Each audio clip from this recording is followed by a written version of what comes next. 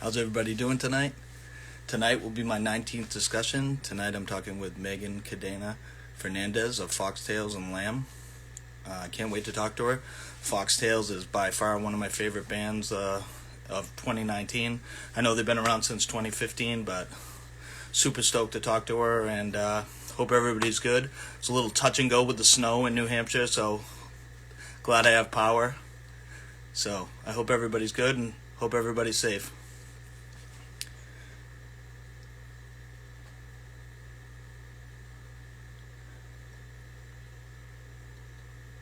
Just waiting for her to get on.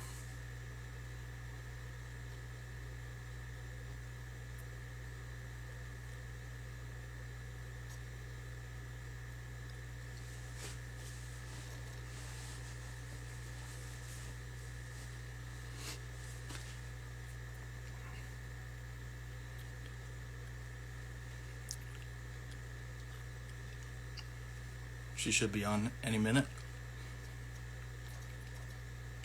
Hope everybody's getting ready for Christmas or the holiday, whatever. Yeah, like I said, the snow up here was scary for a little bit. My lights flickered a couple times, went out for about 10 minutes, and then popped back on. I didn't think I'd have power tonight, but luckily I do. That's the pains of living in New England coming into the winter.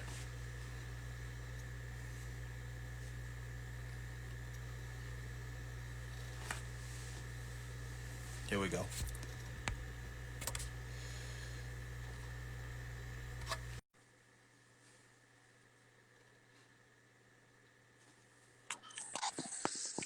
How you doing? Good, how are you? Good. Thank you for doing this. I appreciate you taking the time out to talk to me. I know you probably didn't think you were talking to Father Time here, but thanks again for doing this. I really appreciate it. Of course, thank you.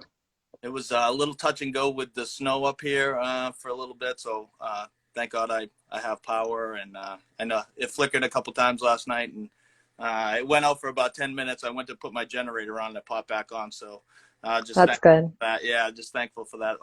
You guys didn't get much down in Connecticut, did you? We're a little farther up north, so we did get some. We haven't even bothered to look outside and see how like our car is doing because it's not like we're going anywhere anyway. Yeah, yeah, true, true. Yeah, Well, once again, thank you for doing this. I really appreciate it. Um, thank you. so first off, we like usually I just talk about how Foxtails began and how it started, and I know you got started in 2015, but how did it kind of come about? Yeah, we started back in 2015. We actually all met in high school. So we met at a magnet art school, Regional Center for the Arts, which was like the magnet art school for our area. I was originally in the music major, so was John, so was Michael. And we all pretty much got to know each other there. I eventually ended up changing majors, but we all stayed friends. Originally, we had four people in the band, but then it just, we stuck to just us three. And yeah, we pretty much would just have practice weekly, and we just never stopped. So it basically that's how we got our start. We've been playing together since high school, and when you play with each other for so long, it kind of becomes second nature to play music with each other. So, Yeah, definitely. Now, with the four piece, did you guys you recorded the first album with a four piece, and then wasn't the second one a four piece band as well? yes, so the first and second release were both of the four piece, and then from there on, it was just us three. Although we did have a lot of lineup changes like in between, we ended up being the same four piece for those two albums, but in between each album, it was like we had like three different bassists, and like it was we just couldn't keep a bassist pretty much. So So I know the first album is kind of quiet and it has a touch of I hate the word screamo, but a little bit of a flair of screamo in it, and then it kind of changed and evolved as you guys went on. What kind of mindset did you guys all have when, you went from kind of like an indie band, like kind of quieter, and then started ramping up into kind of like a screamo-ish band. Although your guys' flavors are all over the place, which I love. That's very unique about you guys. To me, is you guys can play quiet, or you can play heavy, or you can throw some jazzy parts in, and that's what makes, to me, Foxtails so unique, and that's why I love the band so much. So what was the mindset like from quiet to like why? Like, what was the transition for you to kind of get to where you are? Yeah, thank you. So when we started, we were really young, and like our influences were like a lot of math rock. Like at the time, like me and John were really into more stuff like, like This Town Needs Guns, like Toe, like stuff that was just, it was more on the subdued side. And then me personally, like one of my biggest influences ever is Radiohead.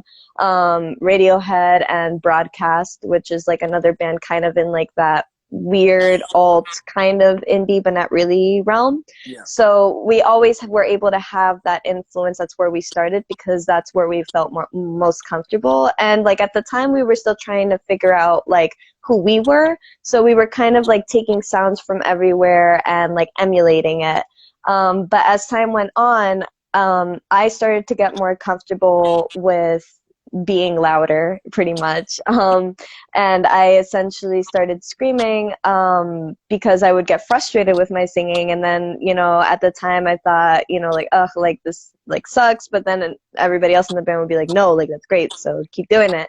So pretty much I just learned to be more comfortable with like the emotions that I was creating or that I was like emoting, and let it show in the music. And pretty much from there, I think all of us got more comfortable with each other. And as we were able to become more comfortable with each other, we were able to experiment more. And then our chemistry as a band just got more and more intense. And as we were growing more comfortable with each other, as we were be able to like, communicate through music more efficiently, our sound kind of matured from there, and it became much more of a more experimental sound like we have now, because we're not afraid anymore to tell each other like, hey, like I don't like that, or I do like that, or you should expand on that, or maybe you should do something different here, or maybe you should try this. And it's mostly Mike and John that like have like crazy ideas together because they kind of build the structure of everything, and I feel like I'm sort of like icing on the cake. But yeah, like as we matured, we got more comfortable with each other, and that pretty much allowed us to get into more of an experimental sound. Yeah. Now, who actually went? Did John or Mike come up to you in the beginning and say, "Hey, do you want to be in a band?" Or were you the one that kind of initiated the band, or like how did who came to who first? You know? So John had been wanting a band for a very long time. John went up to the original bassist of Foxtails at the time when we were in high school. And then I was like, hey, because I was like really good friends with John at the time. And I was just like, there's no way that you're doing this without me. Like, I have to be a vocalist. Like, this, like, you can't exclude me from this. And funny thing is that Mike actually was John tried to get Mike to get into a band with them like a longer time ago, but Mike was like, I'm not like I'm not cut out for this, like I can't do it. And then John asked him again for Foxtails, and this time he said yes, thank God. And then yeah, so it was pretty much John went to our old bassist, and then I sort of like hopped in, and then they got Mike to join in, and yeah. Yeah. I mean, you, John, and Mike are literally. I'm glad you guys are still together. I mean, 2015 to 20. I mean, 5 years being a band is. I mean, I was in bands too, and 5 years is almost like like a lot of bands break up even before then. So it's good to see that you guys are still going. And on top of that, the last album, in my mind, is probably the best thing that you guys have put out. It's almost like you three are you had lightning put in a bottle when you guys all got together, and I'm glad that it worked out that way. Um, Thank you. I know I listened to the Sean Decker interview with you, and you said that they weren't really into screamo at all, and you kind of introduced them a little bit. How did that actually like happen? I know you said you were listening to like some metalcore things, and you went through, you know, the scene phase. First off, there's a bunch of questions actually, but one, how did you get them into liking that kind of music if they didn't really like it in the beginning? And two, like what what sort of metalcore bands were you listening to back then? Oh my gosh. I was such a baby. When Foxtails first started, I was 15. So I was into Warped Tour core. I was totally into like my favorites at the time were like, you know, Of Mice and Men, Bring Me the Horizon. There was also I was also really into like some of the cringier metalcore bands because my boyfriend at the time was also like super big fan of Warped Tour core. So it was like stuff like August Burns Red, Memphis Mayfire, you know, just like any of the bands at the time that you would like Asking Alexandria, like pretty much any one of those bands. I liked at least one album. Yeah, yeah. Um, and let's see. And from there, yeah, pretty much the way that I introduced it was mainly John because Mike was never really super into screamo. Like he listened to he's always had like an insane music taste. Like he's really into like improvisational stuff, really into like free jazz, things like that. Lots of really like out there stuff that I don't even I don't even tread that territory. But yes, but Mike, you know, like the good thing about Mike was that it didn't really matter what he liked. Me and him actually bonded off Radiohead. So that was like our first conversation together. But he kind of had this thing where he would just he just loved music. He loved all types of music. So it didn't really matter what our influences were because we had such a good chemistry playing together that he was happy to do whatever, you know, worked with us. And that's a part of the uniqueness that comes from his part.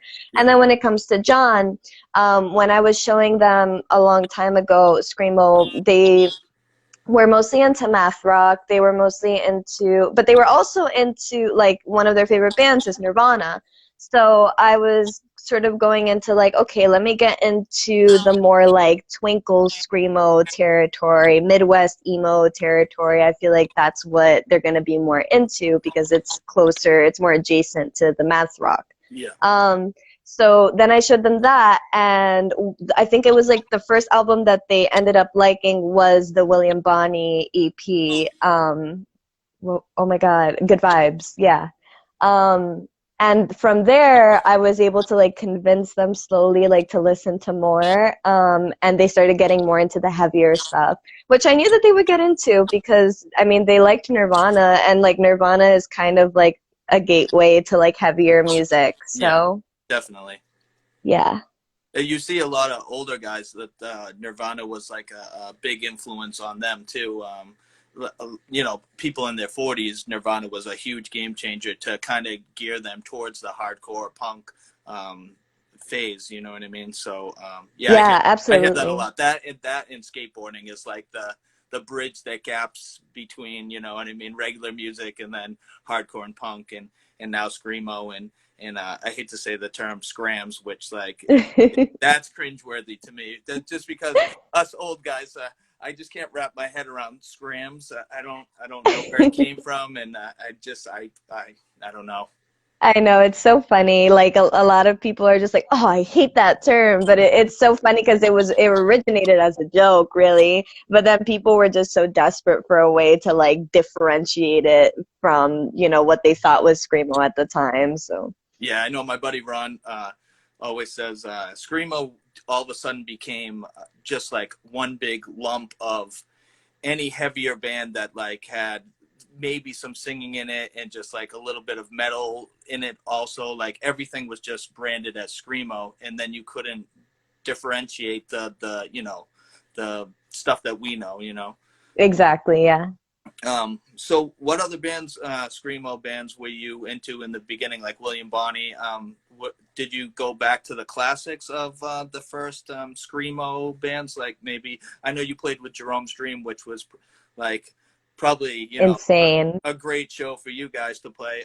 Like them or City of Caterpillar or Cage 99 Orchid. Did you kind of introduce those guys to them as well, or? Yeah, so it was more over time because what I found was that at least in my case, I actually ended up liking the more niche side of screamo more than the classics. Obviously, I love the classics, and my first introduction was Orchid. Like my first classic screamo introduction was Orchid.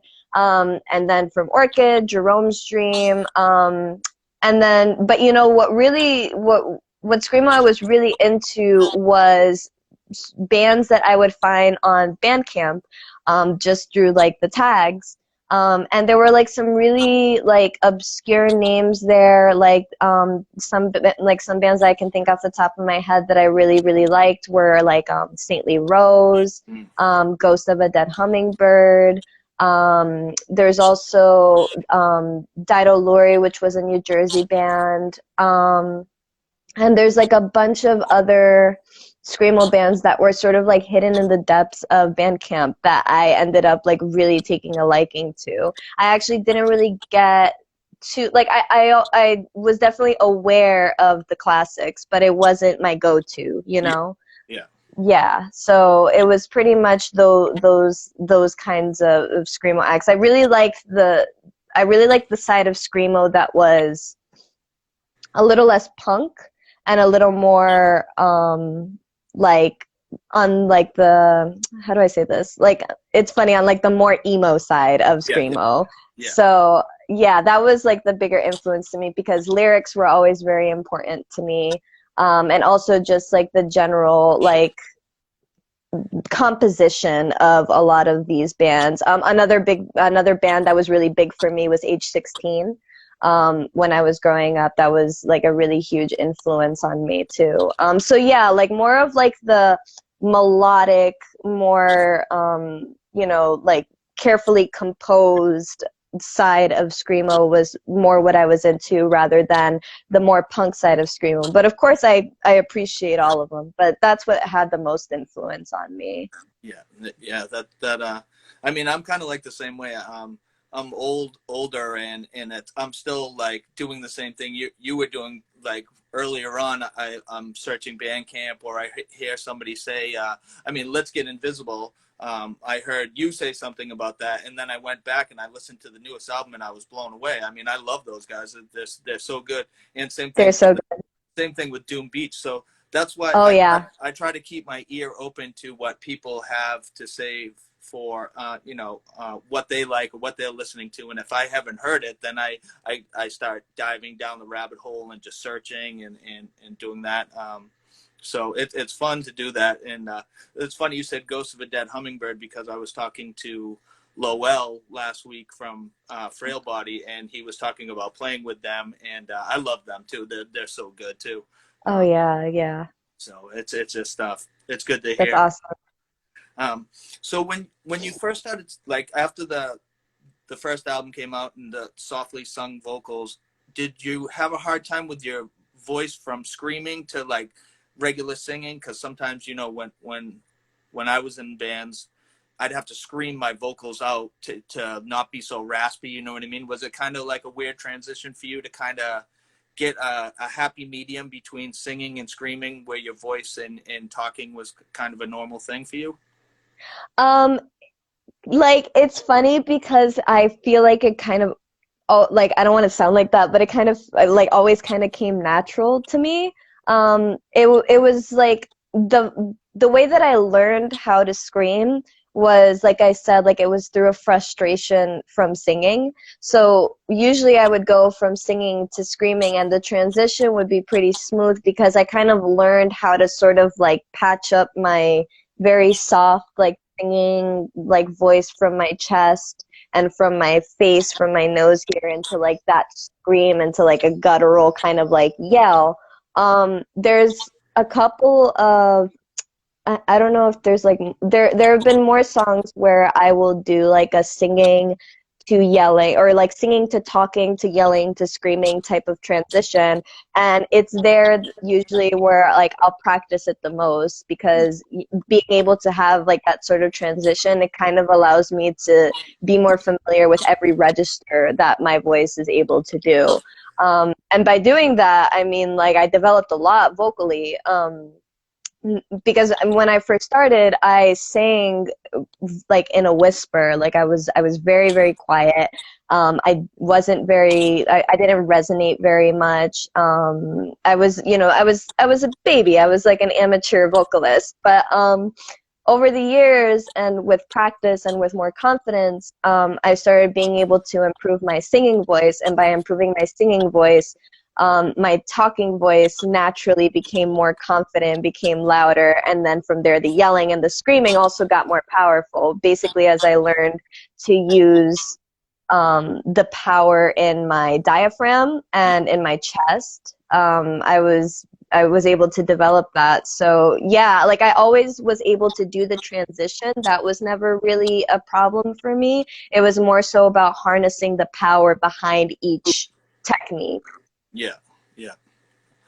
Say I was like, with me, I would, because my old band, High School Sweethearts, I screamed, and then I also sang too. So it was almost like I would have to, like I said, scream my voice out, not intentionally, just at practice, and then the singing just worked after I got my voice ready for screaming. But after that, within practices, within months and months and months, it was fine. But if I hadn't practiced for 6 months, it was just tougher for me to get my vocals back to where they were, you know, when we're practicing nonstop. You know what I mean? I feel you, yeah, because like for me personally, screaming is much easier than singing. So I have to warm up from a singing perspective, and from there I'm able to do whatever. Basically, if my singing voice is good, all of my voices are good. So that's where I'll usually start. And on the song, I experienced ego death on a scram cave thread. Yeah. Um, you do a array of vocals on that. How did you come up? One, what is that song about? Because the lyrics are really like, it seems like they're heartfelt and coming from somewhere. And also, where did you just, because you go from like kind of like a low guttural to like a shriek to like you said, spoken kind of, and then like singing. How did one? What is that song about? And two, how did you think up all those, like, because it's so unique, and I love that song. That's probably one of my favorite songs. And the video that you guys did, what was, it was kind of out of a fisheye. Who did that for you?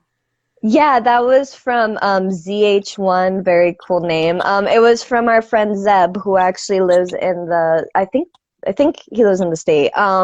I just don't remember because it was so long ago. But yeah, it was filmed by ZH1. They did all of the sound and all the video like right then and there. We Yeah. did that in one take, so like it was like nonstop. That song is very so there was a song previously on 3 and on the first album called Every Window. And it was like a very heavy topic about like my sexual assault. So pretty much Scram Cave, that song is basically revisiting it. Because in Every Window, I feel like it was a much more, how do I say this? It was a very like, more so like sad, but like really like ruminating, like very like kind of not even weak, but vulnerable, very vulnerable in the way that I speak about the subject. Yeah. And Scram Cave Thread, I feel like the approach that I came to it with the lyrics was much more angry. It was emotion directed rather than inwards. It was more outwards. And yeah, and it was more so like kind of like a fuck you kind of song to like basically the abuse that I went through. And And there's also, you know, the part in the beginning that is sort of like, try again, for some reason I'm not falling for it, eat shit, your mind games get boring. And it's like very like, ha ha ha, like I see right through you and I know what you're doing. I'm going to dismantle this right now. And then when you get into the verse, you know, it's very like really, really intense lyrics, like you fucked me and now you'll own me, you fucked me, please love me, please have mercy, like kind of like the reaction to that abuse and sort of like the back and forth of desperation and sort of like really emoting that and really directing it towards the abuser, the person who did me so wrong. And that's why near the end it gets towards the point where it says, drugged but coping, how annoying, even then you're still somehow below me. So then, you know, I'm basically just cementing that blame as being not from me. Although I'm suffering and although like I'm experiencing all of the effects from everything that's happened to me as the effects of that abuse, I'm now no longer putting it into myself. I'm putting it out where it belongs, back to that person, if that makes sense. Yeah, totally. Now, was that like a healing process for you to kind of get that out, especially when you're pushing that outward, in instead of, you know, keeping it inward? Is it kind of a healing process for you to do that? Absolutely. It's really cathartic. And also, when I think about the vocal performance in that song too, one of the things that I always, you know, think about when I'm doing my vocals is like, ever since I started screaming in the very beginning, like my thing was I need to really use my sound to emote the things that I am saying. So that's why I really wanted to do that contrasting, like very low guttural and the very high shriek, sort of is like the sort of like push and pull between anger and desperation. Yeah. And then, you know, the very last line that I say where it is having that back and forth, it's I dream of you since you bled through the bed sheets you tucked remembrance in, which is it's a very cryptic line. I like to also have these lines be a kind of cryptic too, because I found that a lot of people are able to put their own personal meaning into it, Yeah. which is really important to me too, because I think that when people are able to sort of see themselves in your art, it's so much more, it's even more meaningful because people are able to relate to this pain that I've gone through, and be able to find maybe like a little bit of the catharsis that I'm able to have when emulating these kinds of things. So yeah, like it's definitely a very cathartic experience for me, and it's especially rewarding to know that people will listen to, you know, our music and our art and my lyrics and find themselves in it. It's very rewarding, and I'm extremely eternally grateful for it. I mean, that's what drew me in so hard is the lyrics and just the emotion alone in Foxtails, and just you know, a lot of the songs I might not know exactly what you're portraying in your own mind, but like I'll read them and it takes me, like you just said, like some people just, you know, okay, this is what this is about, maybe to me. And just the uniqueness alone, and on top of that song with how many different styles your vocals go through, it's just so refreshing to see something like that with you guys too. Also, just like with the heaviness and then the like the jazziness or the mathcore or whatever you want to say, like you got your styles are just all over the place, and it makes it so unique that it's not just the run of the mill screamo band that's doing the same riffs and the same drum beats and stuff like that, which I mean, which is fine. I love that stuff too. But you guys are coming from a different place, and it's very refreshing in this scene to me, to hear you guys. And I just want more and more. I mean, the new album, it was so short. I was like begging for more songs. You know what I mean? So, and on that note, have you guys written new songs yet? I know quarantine is a wrench in the works, but is there any new songs you guys are working on? Oh yeah. We got so we have three that are pretty much all set. There's another one that's in the works. We're hoping, we're not really sure yet, but we might release one as a single. And then we're basically working towards an album now. We're working towards our next album. Um, and I'm gonna try, like, I really want it to be a little longer than the ones that we had before, just so like we can have like a real, like, like I want it to be at least 10 songs, Yeah, just yeah. yeah, for me personally. Um but yeah, no, the new songs that we're working on, what I really love too about Foxtails is that because we've been together for so long, we basically grew up with each other. So the music that we make is reflective of the times that we live in and of our current lives, like in that moment of time. So, for example, like when we were making This Is Not For You, we were very young, we were inexperienced, but we still had like a drive, and we still had that creativity in us, and we still had a lot of influence and a lot of different ideas. So you can see all of that in the first album, and then when you get farther into the history, like you get into three, and three, I think I was 18 at the time. Mike is the same age as me. He's older by a couple of months, and then John is about 2 years older than me. So by that time, I was regularly going to therapy. I was really dealing with a lot of like my mental health issues that I was going through at the time. In my teenage years, like my early teen years when This Is Not For You came out, I was going through addiction.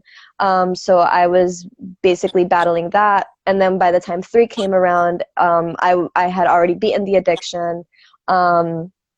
And I was like really like focusing on, trying to feel better and trying to get my emotions out in healthy ways. And that's how three came to be, because three was more of the catharsis album, like at least the first one. And then Querida Hija, I was in a very very confident position in my life. Like with Querida Hija, when it came out, I was, very stable in my identity.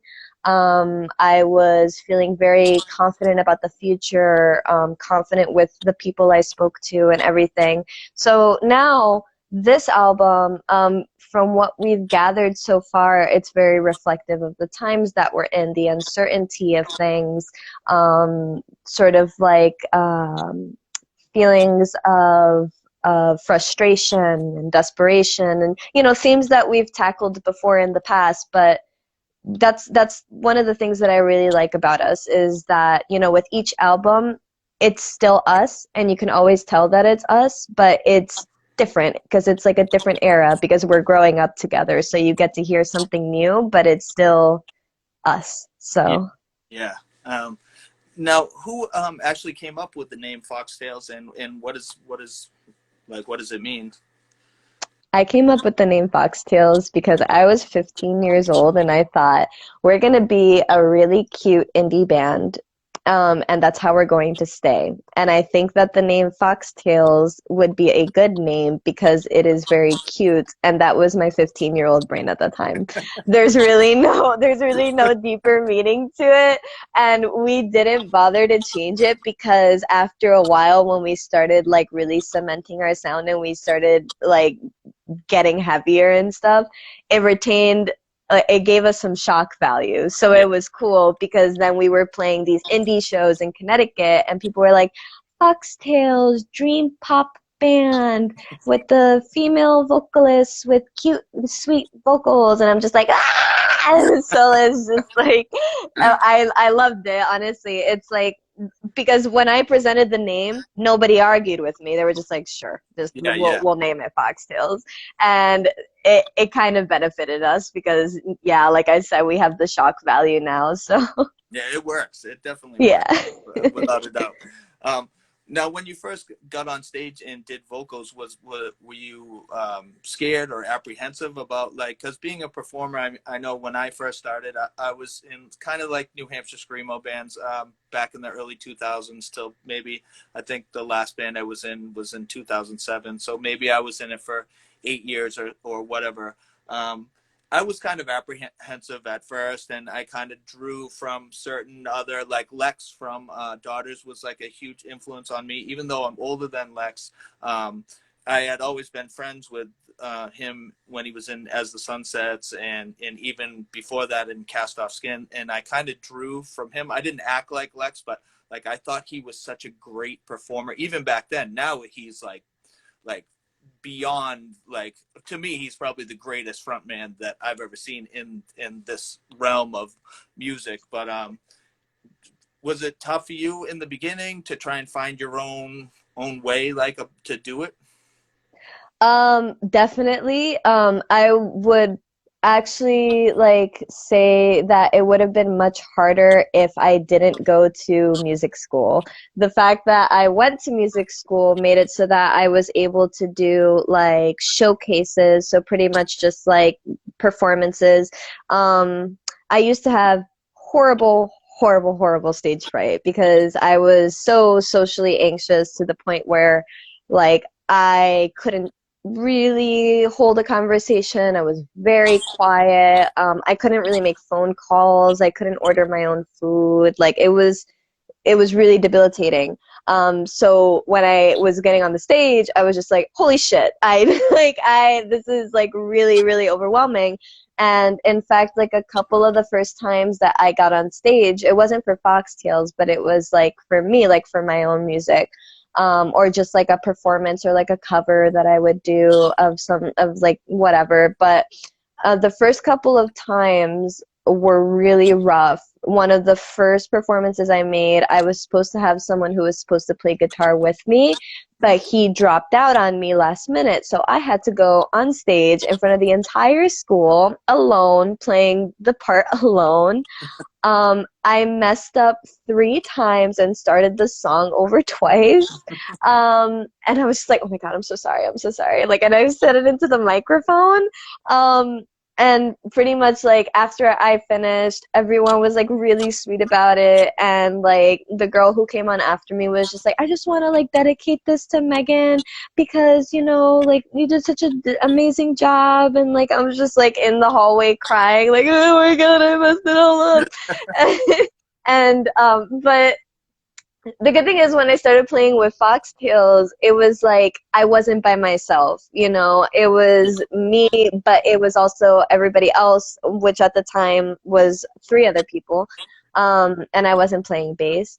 And it really helped because it made me feel like, oh, all the eyes aren't on me right now, so I can actually perform. Yeah. It still was really hard, especially because when I would sing on stage, my voice was not developed, like I wasn't trained. So as soon as I would like misstep, make like a like you know not taking enough breath, things like that, I would like mess up the notes. I would be pitchy, and I would just be like, "Oh my God, it's so bad! Like I can't." But basically, as time went on, I was just like, you know what? Fuck it. Like I don't. It doesn't really matter. And when I started to get that fuck it attitude, that's when our performances started getting way more interesting because then it got to the point where I was like, you know what? Like, I'm not performing, I'm not performing to look good. Yeah. I'm performing to express my emotion and to be an artist and to show my artistry. Mm. So once I started taking that mindset to it, it helped a lot with the anxiety. In fact, to this day, like I really don't look at people when I'm on stage. I wish I did, but it's such like a subconscious thing. Like I close my eyes and I just get completely into the music, into the performance. I'll writhe around on the floor. I'll scream in people's faces. I'll go up to John. I'll go up to Mike. I'll roll around on the floor, things like that, because I got to the point where I was just like, this isn't for anybody except us. And Yeah. whoever like resonates with me, Mm. and whoever in the audience wants to come in and perform with me, I'm all for it. But Yeah, I'm not going to spend my time worrying about people who are going to judge me or, like scrutinize every little single thing I do, because nobody really has the right to do that except me. exactly. So yeah, so it got easier from there, and now I really, really, really enjoy performing. I really, really, really miss it. It was a really big source of like stress relief for me Mm. and catharsis in performing, because it was sort of like I could get everything out. Anything in my life that was bothering me, I would just pour it all out on the stage in my performance. So yeah, thank God I got over that stage fright. Yeah, when I began, I never, because I'd always see bands, the lead singer would turn their back if they were nervous, so the crowd could never see their face. Which I would always tell myself, like, you're not going to do that. You're not like, not that I was out to prove anything, but I was just like, I'm not gonna hide, even though I was nervous.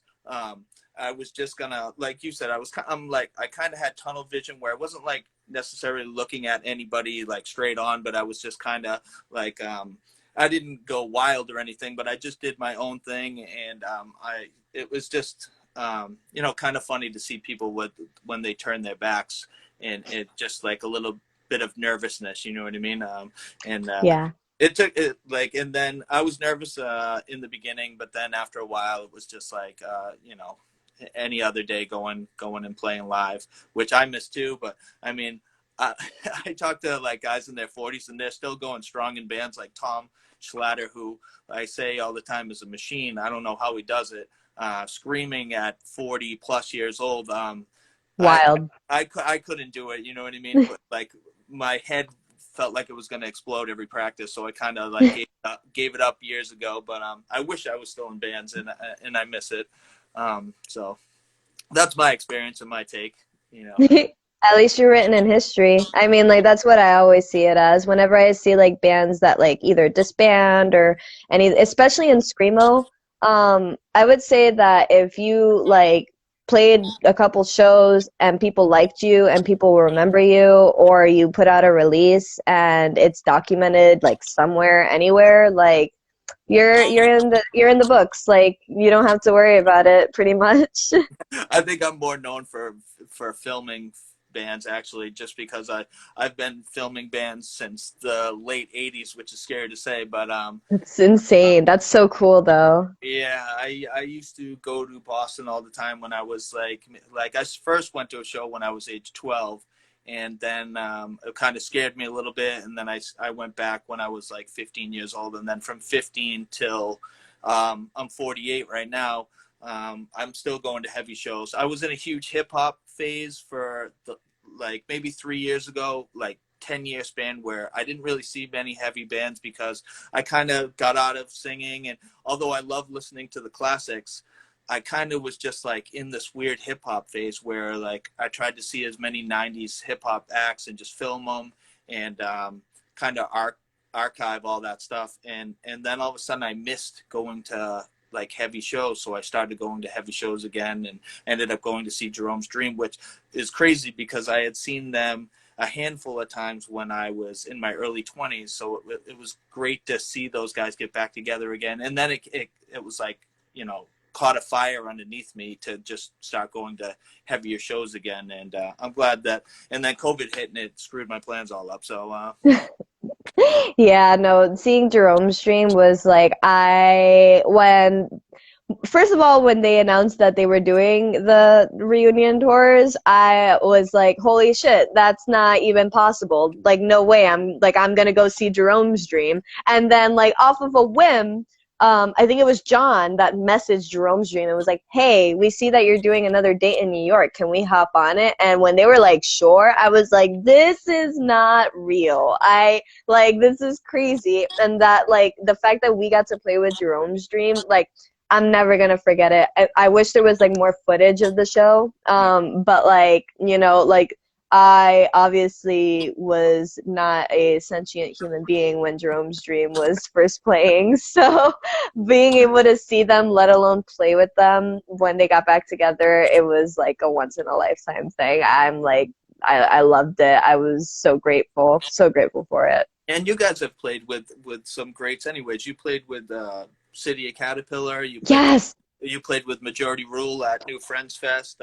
yes. You played with Corrode, which up in what was it? Was that Illuminate My Heart Fest? Is that what it's Illuminate called? My Heart Fest. Yeah. Yeah, yeah. I mean, Corrode. Although you've recorded with Will, I've recorded with Will 2 times in 2 of my other bands, and Will is a great guy, and it's It's so so fun, great. so fun to record with. So I mean, you've played with some pretty heavy hitters, and how was that, especially the New Friends Fest? How was that experience for you, especially playing with City of Caterpillar and Majority Rule, and plus a boatload of other amazing bands on that fest. Oh my God, that fest was unreal. I like honestly, like it was probably one of the best experiences I've had, like in terms of shows. Like being able to see City of Caterpillar was actually, I hadn't considered it earlier, but City of Caterpillar was actually the one like OG screamo band that I really, really was really into when I was growing up. Yeah. And playing with them was I couldn't believe it. It's like I feel like I don't even know. Like it's just like such an honor. And then being able to play with, I mean, one of my biggest influences is Lord Snow, Mm. and Lord Snow played that fest, and it was just being able to see them like just. And one of the things that I really loved about that fest too was the people, like the community, the atmosphere. It was so welcoming, and everybody was like just as grateful as me. And I'm just over here like there was like people coming up to me and they were like, I can't wait to see you play. I'm like all this stuff, and I'm like, are you kidding me? Because there's so many good bands here, and I can't believe that I'm getting any attention at all because there's so many people. And then Majority Rule, like just an insane amount of people, and then obviously like a bunch of our good friends, Respire, Masanera, like unreal bands, and the fact that they were all put together into this like little fest in Canada, it was so wonderful. And like the people were so welcoming, and it was the first time I had ever been to Canada. It was the first time I only had been out of the United States to visit my family in Argentina and in Colombia.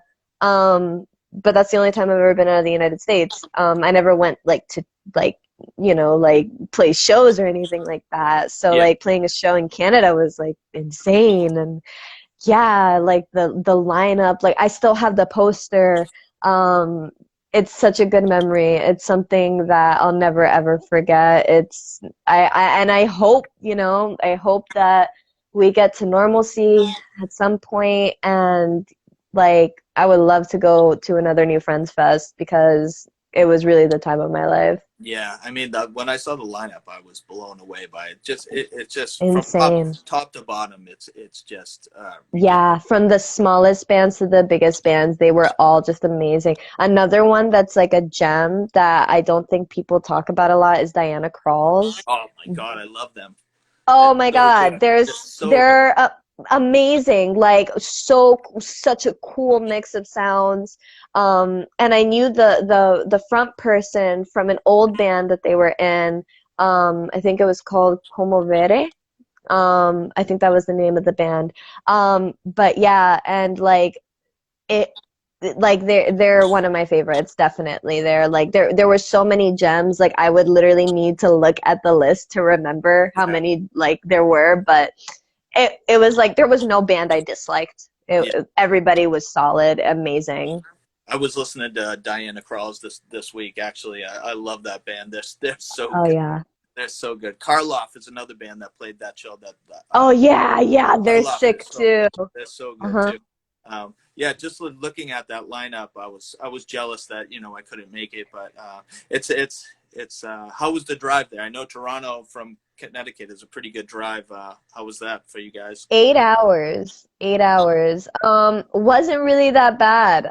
Because I think it was our first tour. Our first tour we like made some miscalculations, and we ended up Like we ended up driving from Baltimore, Maryland to Worcester, Massachusetts. So that's about an 8-hour drive. And like it was way more worth it to drive from Connecticut to Toronto. So it really wasn't even that big of a deal. It was peanuts compared to the Baltimore to Worcester drive, honestly. Yeah. Now, how was the other fest, Illuminate My Heart Fest? How was that for you? Illuminate My Heart Fest. That one was the one in Rhode Island. Yes, AS 220, I think, was where it was at. Oh yeah, we actually ended up not being able to play that Oh, you fest. didn't play that fest. Oh, I We thought you were guys did. supposed to. We were supposed to. We were supposed to, but like there was a lot happening at that time. Yeah. There was a lot of like personal issues that were arising at the time, and we weren't able to Uh, make it. I Yeah. saw on the flyer that your name was on there. That's why I assumed you guys played. I know we were like literally getting ready to go. But there was some stuff that came up. Like mental health stuff. Yeah, yeah, Someone in hospital. yeah. Uh, So, Now you guys did two kind of main tours, right? You toured with Let's Get Invisible just this past year, and mhm. well, 2019, and then you did a tour before also, right? Like was it 13 dates or maybe more than that? Yeah, it was about 2 weeks. Uh-huh. And it's been two tours for you guys, right? Or have you? And I know you guys probably popped around like New England or wherever you could make it. But how were those tours for you guys? And was it something that you love to do? I know you couldn't get to the West Coast, and I'm sure the reception out there will be bananas for you guys once you get out there. I know you're probably dying to get out there and play for the West Coast people, but how were those tours for you?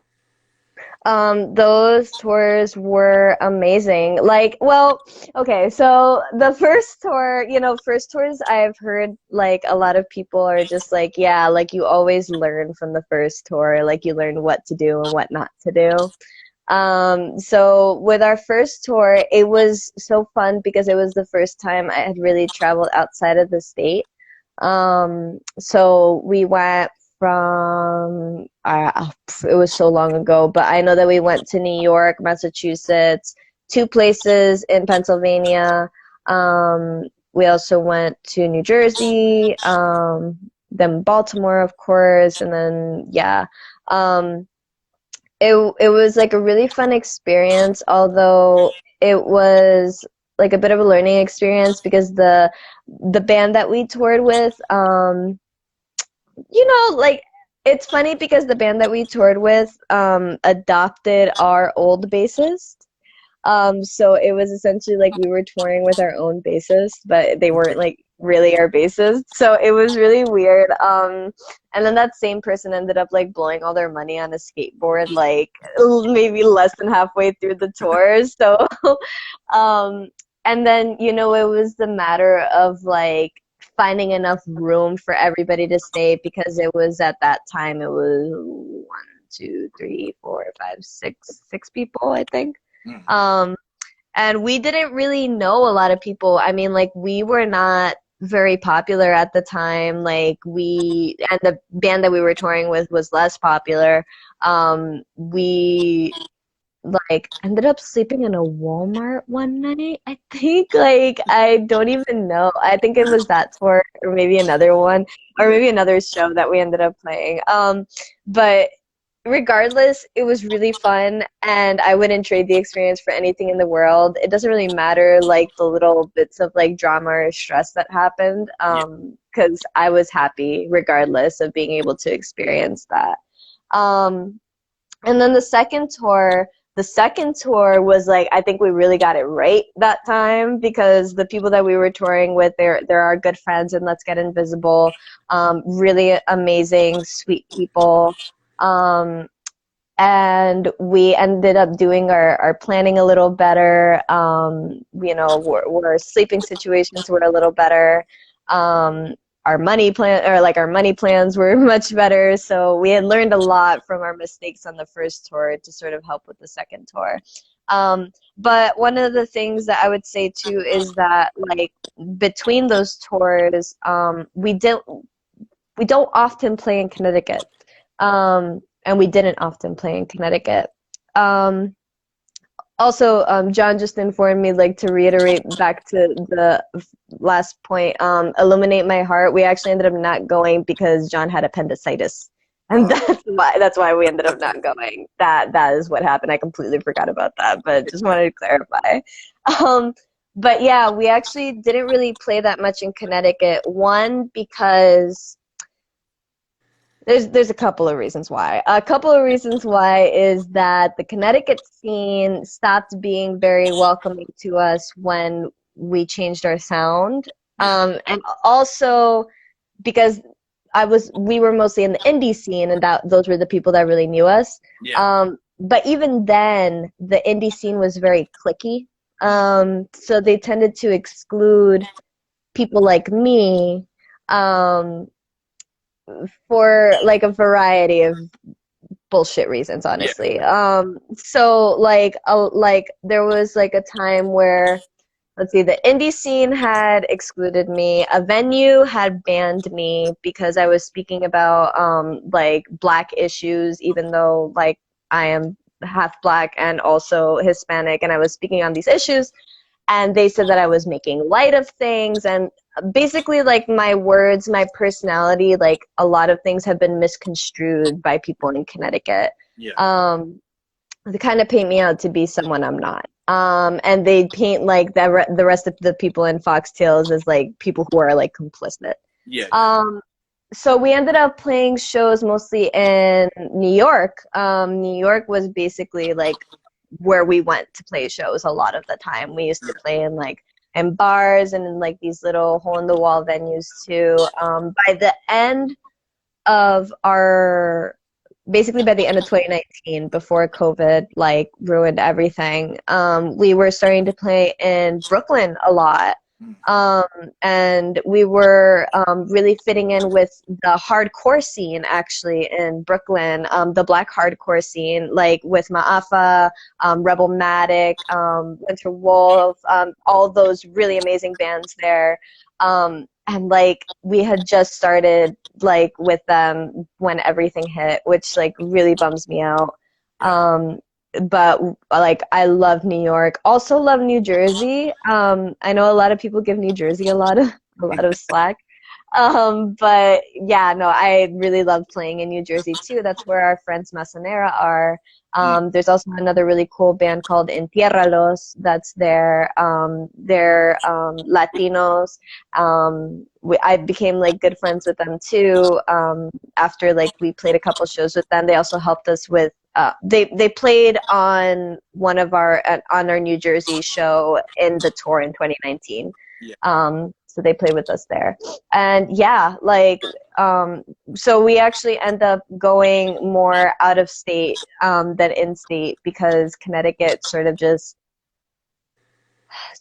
they just don't like me, I guess. Now, were you close to Massachusetts? I know you said northern. You're from northern Connecticut. How far is Massachusetts from you guys?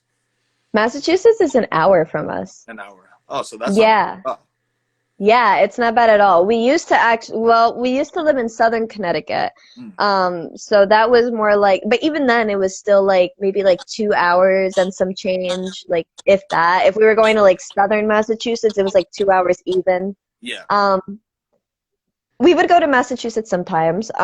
It wasn't that much because we didn't really know a lot of people in Massachusetts. But we would play like there was one fest. There was after the gig fest, I think, in Massachusetts. Um, and then there were a couple of other shows that were like here and there in Massachusetts that we would play. I always really loved it too.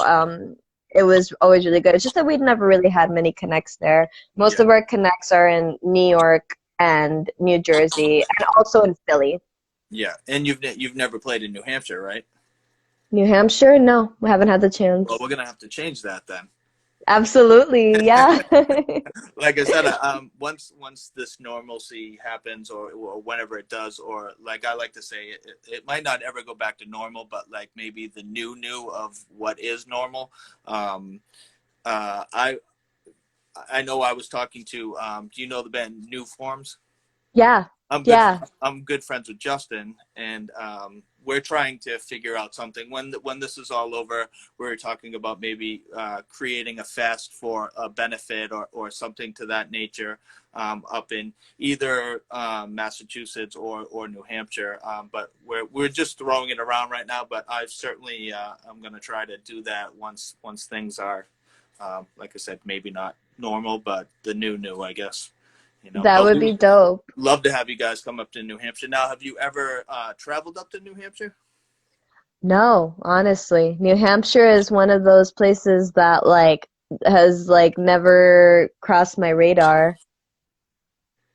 Adam, Adam, who also takes pictures, he took a bunch of pictures for you. He said count him in to help too as well. He used to be in a great band called Cowboys Are Indians, and he takes a ton of pictures now at shows. He took a bunch of Foxtails pictures Yeah, when yeah, you he guys took played some in great Lowell. pictures of us in Massachusetts. Yes, yes, I remember. Yeah, Thank you so much for yeah, that. he's a great guy too. Like when I was going back to shows, I would see he's at every single show. So, and he's a great guy on top of that. So, Yeah, but and great yes, photographer too. I used to do photography at school when I went to the art school. Photography was actually my major after music, so I appreciate a good photographer when I see one. It's really amazing. So.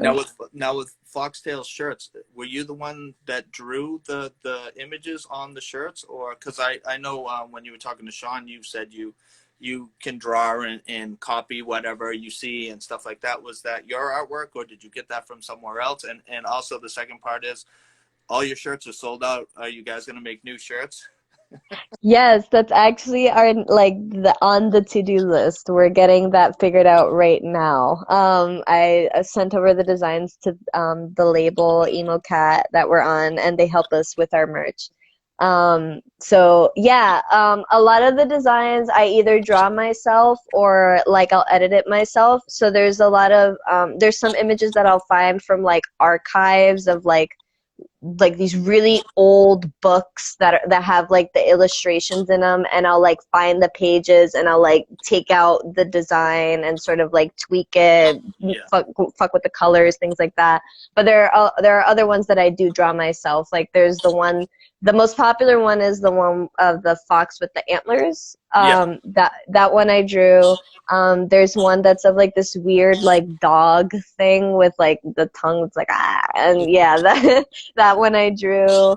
Um, and there, I feel like there's more that I'm forgetting. There's also some where I'll handwrite the text too. And then the rest of it is just like, yeah, me taking like from archives, like public domain things, and just like messing around with them with the editing and like the outlines and stuff like that.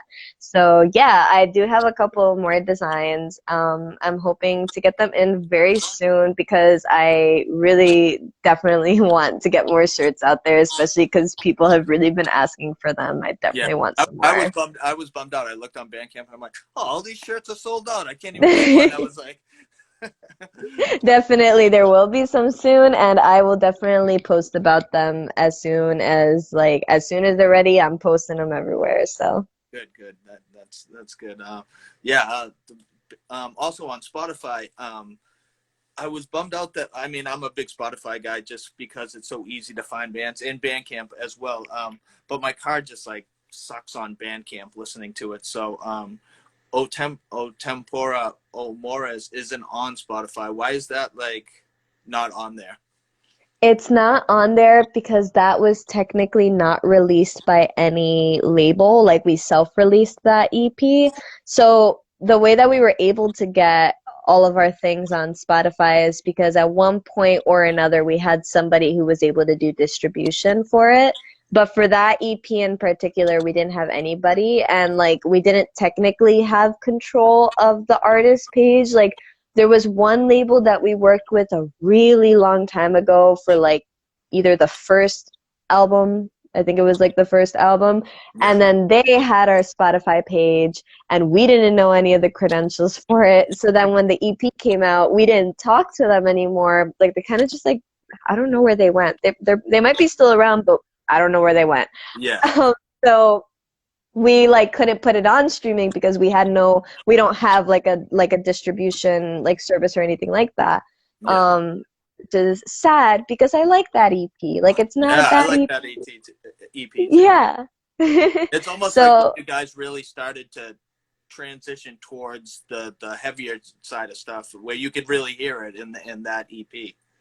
yeah, exactly. That's what I really love about that EP. It was definitely like the little like shifting point of like, and it's funny because it's like a little bit of an awkward EP because it's like so like such a mixture of like different ideas happening, but I really like it because it like shows where we were at the time. So yeah, like I don't know, I might be able to like get access to it now. I don't know. I'm gonna look into it and see if I can do that. I don't think either one of your splits is on there either.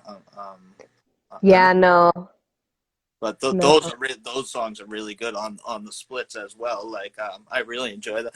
And the bands that you like, how did you get with those other bands? I mean, like, was it Rare Beasts and Algae Bloom was like Algae Bloom was that they're great. They sound great. I never heard them until I listened to Foxtails, and then I listened to that split, and I was like, wow, these guys are really good, too. How did you guys get with those two bands?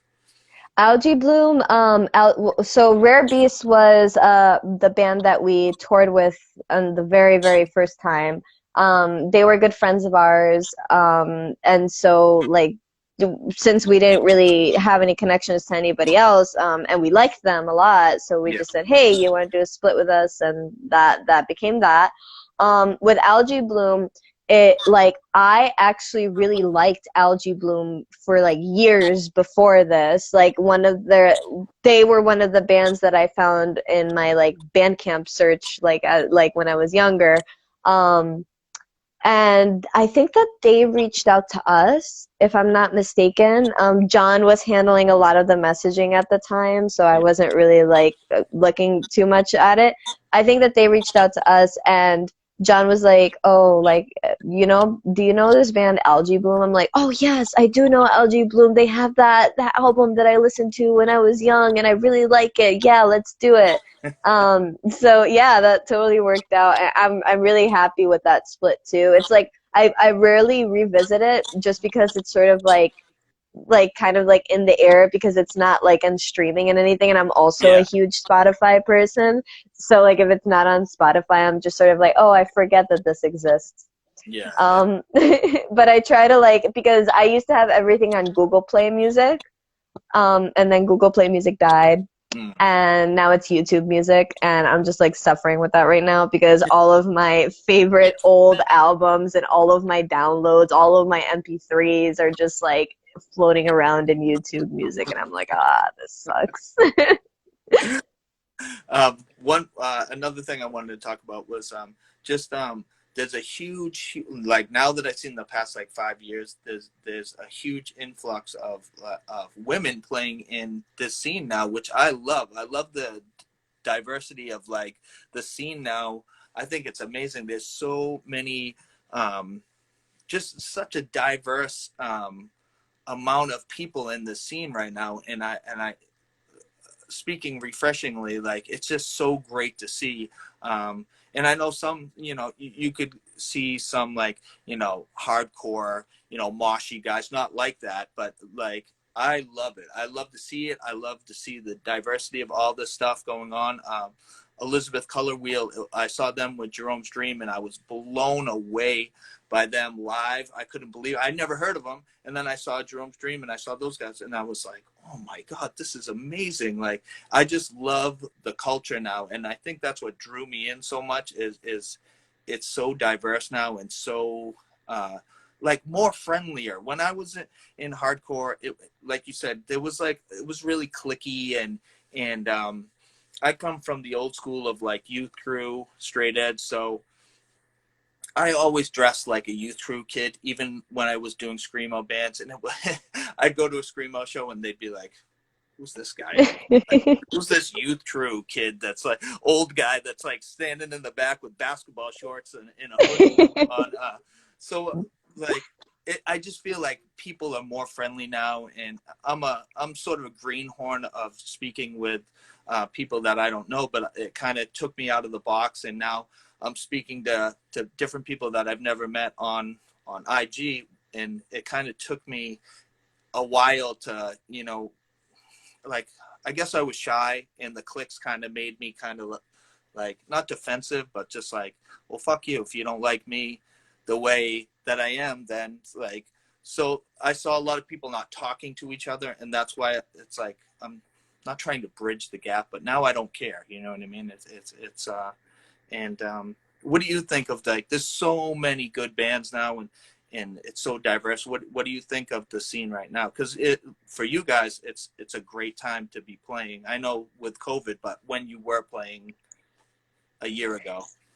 Yeah, one of the things that I really loved about Jerome's Dream coming back was that I saw that they made an active effort to be diverse with the bands that were opening for them at each show.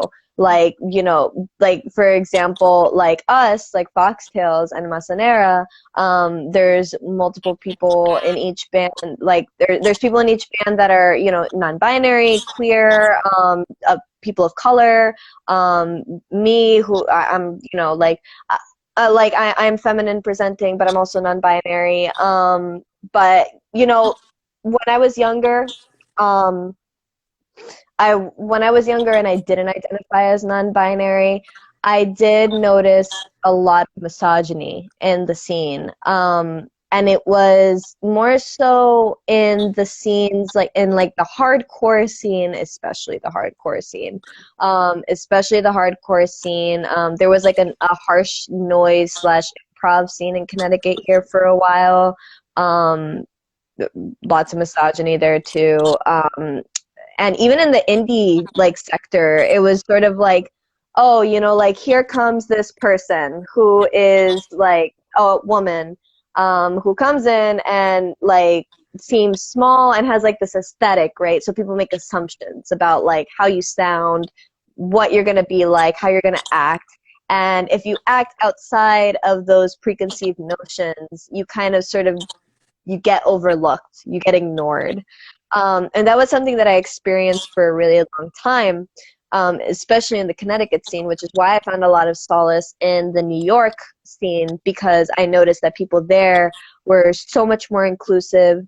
They were very respectful. They actually, like, they took, like, respecting my non-binary identity still, but also just speaking from my experience of womanhood.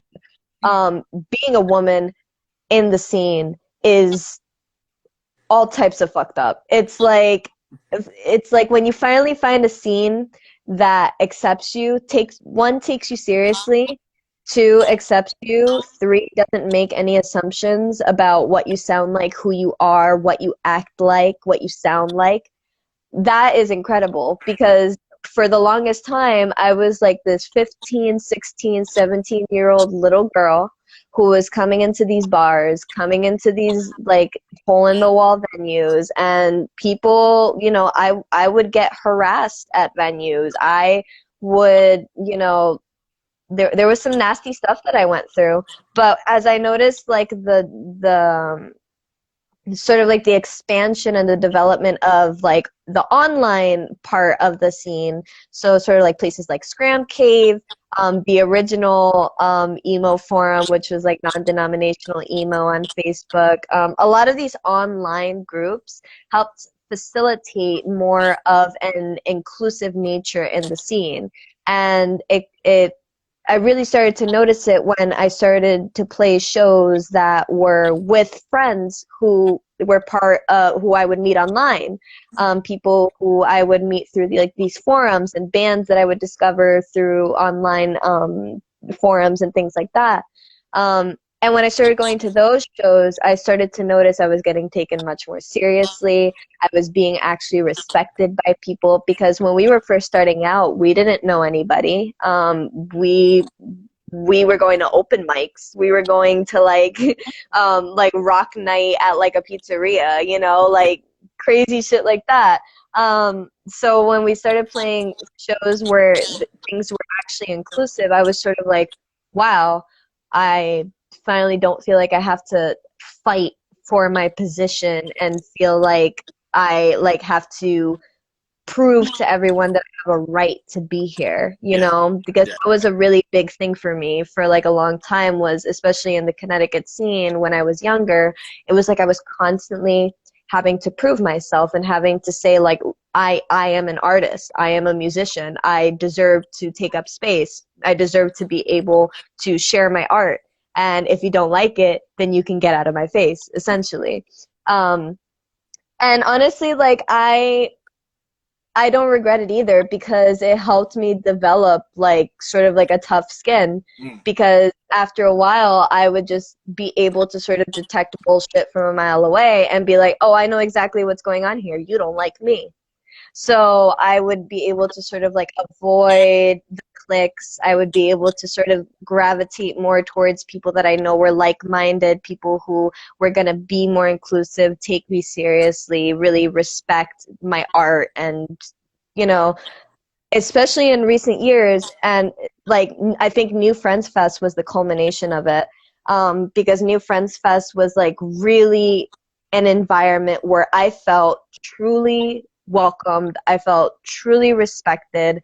I felt like people saw me for the artist that I was, and it was like a breath of fresh air. It was like I had been fighting for so many years to be heard in this scene, especially with the kind of music that we play, and the kind of artist that I am, the kind of person I look like, the kind of person that, you know, I sound like. To finally be able to step into a space and, you know, have everyone just be happy to see you, I wouldn't trade that for anything in the world. It's wonderful. Yeah, yeah, it's almost like a loss of words how good it feels. You know what I mean? Um, Absolutely. with me on Connecticut is Connecticut was a hopping place back in the day, maybe like decades ago. First off, like I was kind of into like the metalcore phase in Connecticut. Like, Die My Will is like one of my favorite metalcore bands, and they're from Connecticut. I wasn't a huge Hatebreed fan. I know everybody that like I'm not a huge. I like Under the Knife, and that's it. Once they like, That's so funny. I kind of like the one that came out after that, but that little EP that they did, Under the Knife, is like basically the only thing that I like that Hatebreed did. Which everybody would be like, "What are you, crazy?" But I mean, I love Die My Will. They are amazing. And That's then so funny. We actually played a venue where the bassist of Hatebreed was present when we were performing, and I don't know what he thought of the whole thing, but all I know is that he left afterward.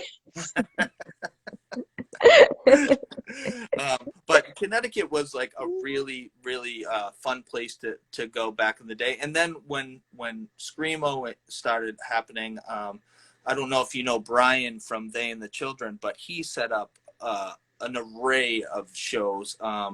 Back then, he did Friendly Fest, which was like 3 or 4 big huge festivals down in Connecticut. He was going to Yukon at the time, so there was like a lot of the fests were in like Wallingford and I can't think of the other one, but he would put on shows everywhere from like stores to Waterbury to Danbury to Wallingford to Bristol, like all over the place. And big That's bands like insane. I saw Daughters, which I was friends with those guys anyways, but like Hot Cross, like Wow.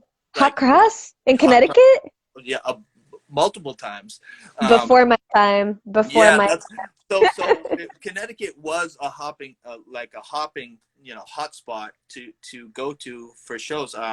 My old band, High School Sweethearts, played with Off Minor and Wolves Oh, at really? UConn, and Brian just put on an amazing, shows all the time. And they and the Children were really, really good too. And he's like been in a bunch of different bands too as well. I think he's in like a black metal band called Ritual Clearing. And but I know Oh, sounds familiar. I know that's kind of before your time, but Connecticut was a really, really, really hopping place for bands to come through, and I saw so many shows down there. So Connecticut's kind of special to me, just in show wise, and the bands too. Like Breed Extinction was an amazing Connecticut band.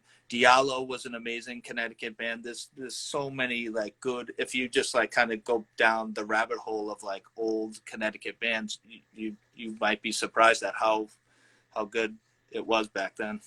Damn, like I like that is both so cool to hear, but also so like sad because I feel like we need a revival. I feel like we have been needing a revival. I mean, like obviously now we can't do anything much about it, but like I mean, for the longest time, like ever since I started playing shows in Connecticut, which was like around 2015, 2016, it like I would find like gems here and there, but really it was like I always remember like the struggle for venues, like a struggle for promotion, like and like that's just incredible to hear. That's crazy. Like I hope that we get another Brian. Yeah, he like I said, if you ever meet him, he's like the nicest guy. And like I said, he's still playing music now, and all the bands that he was around too. He was. I know there's a band called Schematic of a Waking Life, which all those guys are amazing guys. They were a really good Connecticut band. I'm trying to think of like Barstow, which was almost like an emo-ish type of band, but with like heavy singing too. Just so many good memories. And if, like I said, if you get a chance to take a peek at my IGTV, there's probably 30 shows from Connecticut that was filmed in Connecticut, and it goes from bands from I'm trying to say like Ampere and Wolves did a mix together called the Ampere Wolves Punkestra, and they all played together, Oh, and that was in Connecticut as well wow. at Fest. So yeah, if you get bored, it's almost like a YouTube rabbit hole with my IGTV. There's a lot of hip hop you probably have to just skip through, but Oh, I absolutely love hip hop. I'll probably just be like taking a whole night to just like binge watch everything. yeah, it's a lot. I mean, and like I said, I just wanted to give props to Connecticut because Connecticut was always a special place for me. Even back in the day when I was like a mosher and kind of a meathead back in the day. I hate to say it, you know what I mean? Because New Hampshire used to be a popping place too. Back in like the late '90s, there was a place in Rochester, New Hampshire, that put on shows every single weekend, and I actually saw Jerome's Dream play there with Reversal of Man, which was Ah, mind blowing to me. um, And so I mean, and I saw Cave In before they, when they were really heavy back then, and just like every Converge played up there, and so damn. New Hampshire was, it was a decent place for a scene. Sometimes people that live in the suburbs, they don't have any sort of scene. I know some of the states in the Midwest, it's tough, to Yeah. have any sort of semblance of a scene, which is tough. But I mean, I'm just lucky to be in an area where I could go to Providence or Connecticut or I didn't go to New York too much. I went to CBGB's once when I was a kid. Mhm. It's a little bit too far for me to drive, but like I said, Vermont, Maine, like all the New England states, it was like, I mean, I've been to a billion shows and played, a bunch of shows as well. But I just wanted to give Connecticut some props. Yeah, definitely. Well, thank you. Yeah, We still got some gems here. So I'm very grateful to know the Connecticut musicians I do know, like Let's Get Invisible, like Doom Beach, and there's definitely more that I'm forgetting. But yeah, like I have to give props to them because from my personal experience, there's a lot of Connecticut bands that are not really my style, but when I find one that is my style, it's like they're like at the top of my list. They're gems. They're my favorites. So Um, I don't want to keep you on all night, so usually at the end of the talk, I usually do a little rapid fire before we end. So I have a few questions, real quick, rapid fire questions for you.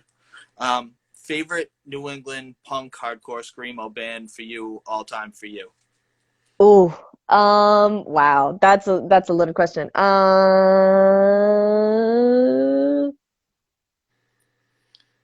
Oh man, um, I'm gonna have to say Jerome Stream. Yeah, I hear that a lot. I hear Orchid a lot. I hear Converge a lot. Um, Yeah, I'm a little like wait, like Jerome Stream is right here and Orchid is right here. So Yeah, Jerome Street. I'm so glad they got back together again. I love when bands do that and then they sound amazing on top of getting they haven't played for years and years and years, and then they get together and you're just like, oh my god, why did these guys ever break up? You know what I mean? Uh, right, yeah. yeah. Okay, my second question: what was the first punk hardcore show you attended? The first one was actually I think it's Touche Amore. It was Touche Amore at the Space in Hamden in 2015. 2015. I'll tell you, that's a good first one for sure. Oh, it was amazing. I Yeah. got pushed onto the stage and I screamed with Jeremy Bolm for Oh, an entire song. It was wonderful. oh, that's awesome. Uh, my next question: all-time favorite punk hardcore show, screamo show you played? Like, uh, what was the show that was like, now this is my favorite show that we played? it's gotta be like when we played New Friends Fest. Either when we played New Friends Fest um or the Jerome Stream show. Like those are my two tops. Um, my next one is all-time favorite punk hardcore show you attended, like you watched as like a person that was watching the show. What was your all-time favorite show that you went to, where you weren't? Oh, it might have been Page 99 in New York. Oh, it was Page 99 and I think Majority Rule. Hmm. Yeah, great That yeah, show. those guys came back around and were doing those benefit shows. That's such a great idea too. I love that, like every show was a benefit show, and most of those shows sold out. Um, Mike is a great guy too, and he's been in a bunch. I don't know if you heard the new Terminal Bliss songs that Chris and Mike from Page 99. They just got on Relapse Records, and they just put out two songs on, I think it's on Spotify right now. It's called Terminal Bliss. Check it out. It's really really good stuff, and it's Definitely will. reminiscent of Page 99 too as well. Dope, yeah. Okay, my next question. What was the last movie you watched? Because I'm a huge movie guy. I don't know if you watch. Some people like, I don't watch movies, and then they tell me they watched a documentary, which is fine. But I'm a huge movie guy. So, what was the last movie you watched? I also love movies. The last movie I watched was a documentary, Paris is Burning. It's a documentary about ball culture in New York City and the LGBTQ community back in like the 80s. It's great. It's all on YouTube. Yeah. So, yeah. Are you a horror movie fan? I'm not huge on horror movies. I was when I was a little kid, and then like I like the old classics, but I feel like every horror movie now is like, a ghost, and they get scared in the house and they stay in the house, and like they see something crazy, and they're like, oh, but you're out of your mind. That's not a ghost. Like, let's just live here. And I feel like Yeah, let's just live here. Like, every yeah, like, no problem. Like, I know. I really hate that that's the horror movie trope too. It's like I like a handful of horror movies, and it's like the classes, like the Shining. Like I really like The Shining. yeah. Or like there was one really Hereditary. That was a really good. Hereditary, great. Yeah, Love Hereditary. that movie. Yeah, but besides that, like I can't stand horror movies either because like I don't really care for gore. And a lot of horror movies use like cheap gore. Yeah, And or they're just using the same trope of like, oh, this is a house with obvious problems, but we're going to be here anyway. See what happens. yeah. I'm the same way. I'm always pushing that movie, Possessor. If you haven't seen it, it's it came out just this past year. It's amazing. It's not really a horror movie. It's more of a sci-fi-ish, but like not space sci-fi. It's kind of like a mind messing with your mind. Oh, yes, I like movies like that. I also really want to see Midsommar. Oh, you know what? Hereditary resonated a little more because it's Ari Aster is the director of both those movies, and I liked Hereditary a lot better. I thought Midsommar was a little drawn out. It's long. It's like 2 hours and I don't know, 35 minutes or so. Could be longer than that, but I felt like it was really drawn out. And I mean, don't get me wrong, they show some crazy stuff, and the story is it's gripping, but it just seemed like it was just dragged out to me. But I mean, you have to see it. Yeah. But I'm saying Possessor, definitely see. And if you're into Asian cinema at all, there's a movie on Netflix called The Witch Subversion Part 1. And if you like sci-fi stuff, that's like one of my top movies too. That movie is amazing.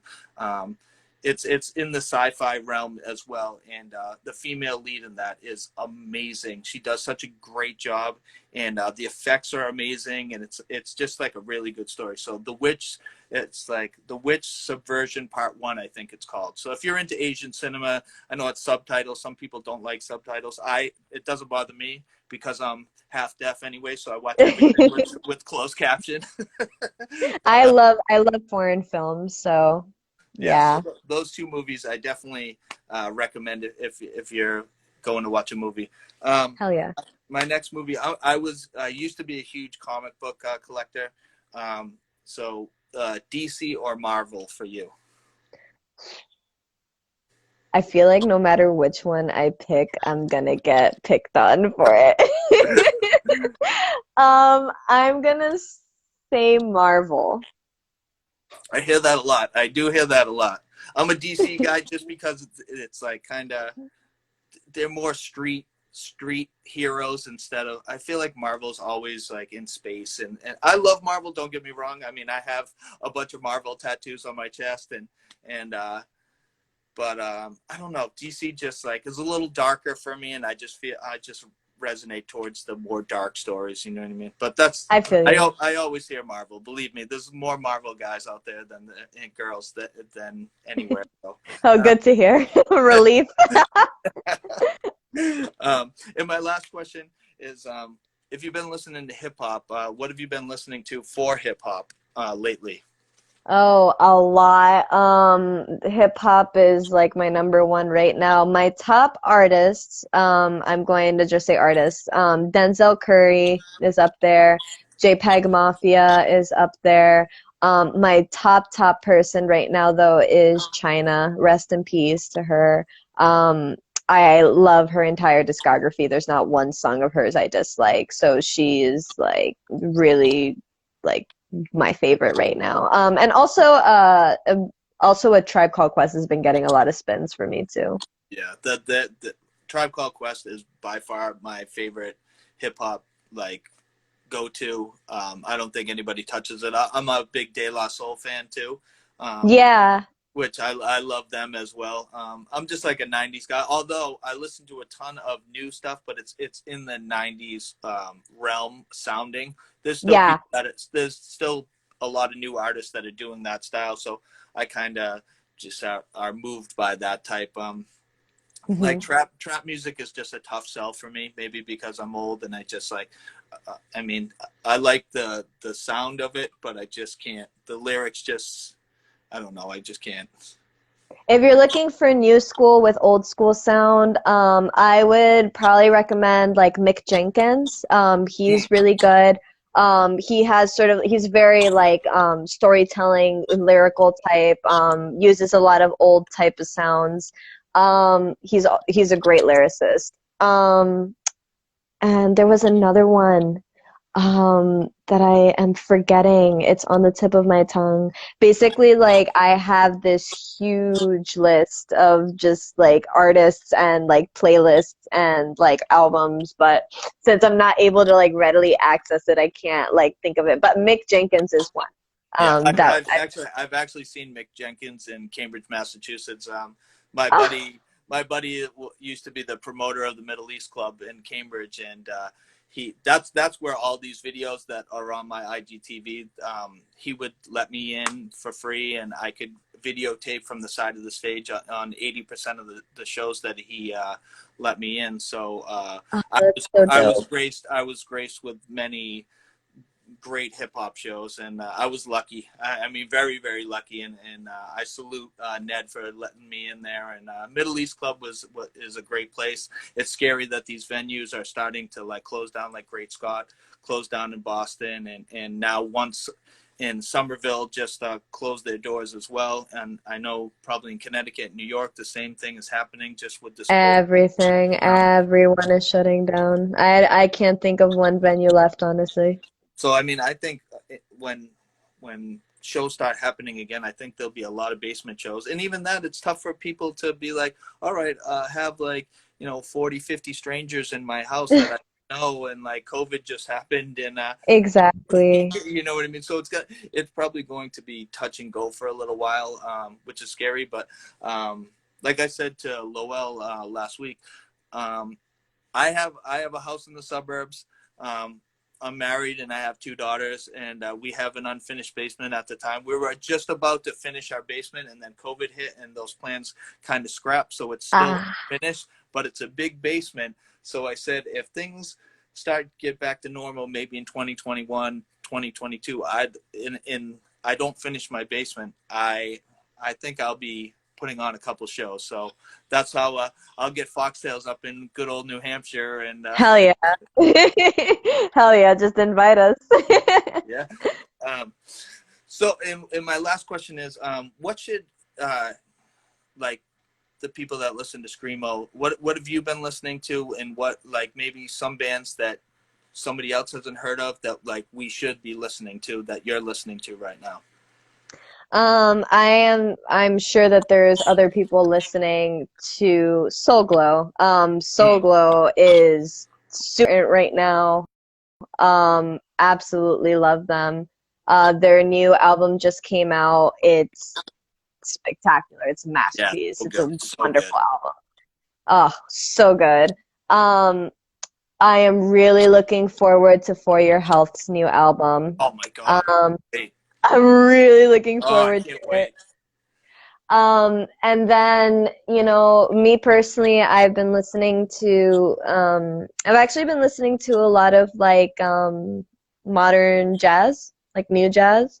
Yeah, I've been listening to a lot of, there's a band called Alchemist that I really, really love.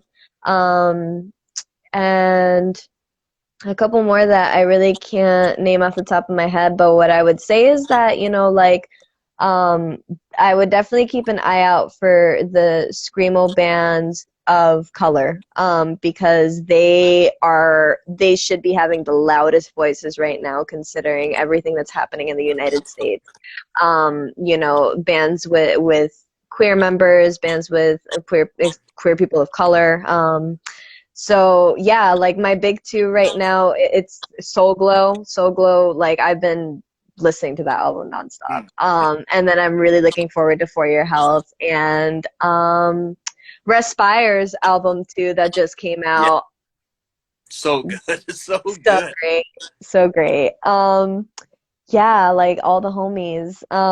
And yeah, and basically just keep an eye out and also like always look for new music. That's what I would say. Always look for something new to listen to, something new to discover because you might help someone, like I always say go into Bandcamp, go through the tags, find like whoever it is that you think you'll like. If you like the album cover, listen to it. If you like the tags, listen to it. If you like the lyrics, listen to it. Give it a try because you never know what you're going to find and you might contribute to that band like really getting somewhere. So, Yeah, true, definitely. Um, I want to thank you so much for doing this. I had a super fun time. It was great talk. This is what makes me like excited and happy to have these talks, and I'm glad.